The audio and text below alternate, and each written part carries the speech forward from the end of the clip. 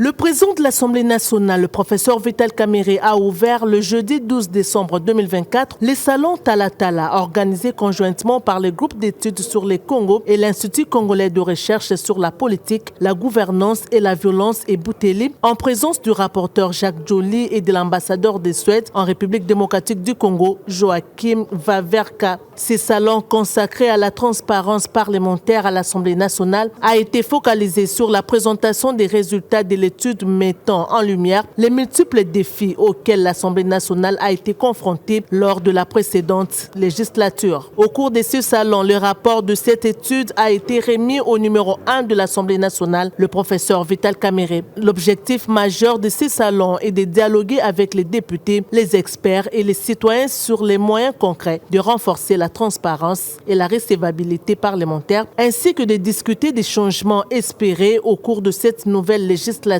Prenons la parole. Le président de l'Assemblée nationale, l'honorable Vital Kamerhe, a brossé les réalisations du nouveau bureau et de l'Assemblée nationale au cours de cette législature qui clôturera cette semaine sa deuxième session annuelle. Le président de la Chambre basse du Parlement a précisé que cette législature va se focaliser sur la réforme des appareils étatiques à travers son rôle de législateur et sur un contrôle parlementaire rigoureux et objectif, mettant l'intérêt du peuple au centre de chaque action. Notre mission, c'est le contrôle parlementaire et c'est très important puisque les lois, il y en a beaucoup, les programmes de gouvernement, il y en a eu plusieurs. Mais le plus important, c'est de contrôler et de faire le suivi pour savoir si le gouvernement a exécuté ce qu'il est venu à travers Madame la Première ministre pour le moment. C'est d'ailleurs un honneur pour notre pays. Nous avons une Première ministre femme.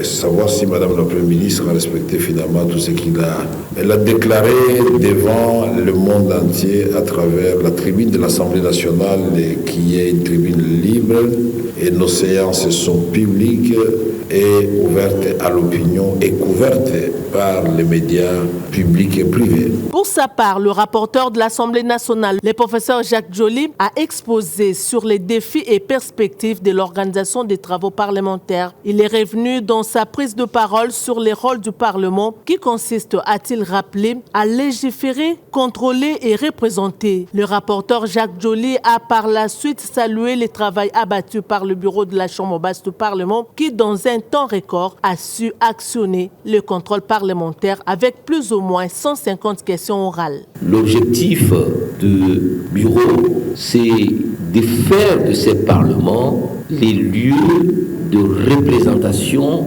par des élus légitimes et dignes du peuple congolais. Nous avons commencé aussi bien sur le plan de la production de la loi, Aujourd'hui, nous sommes en session budgétaire.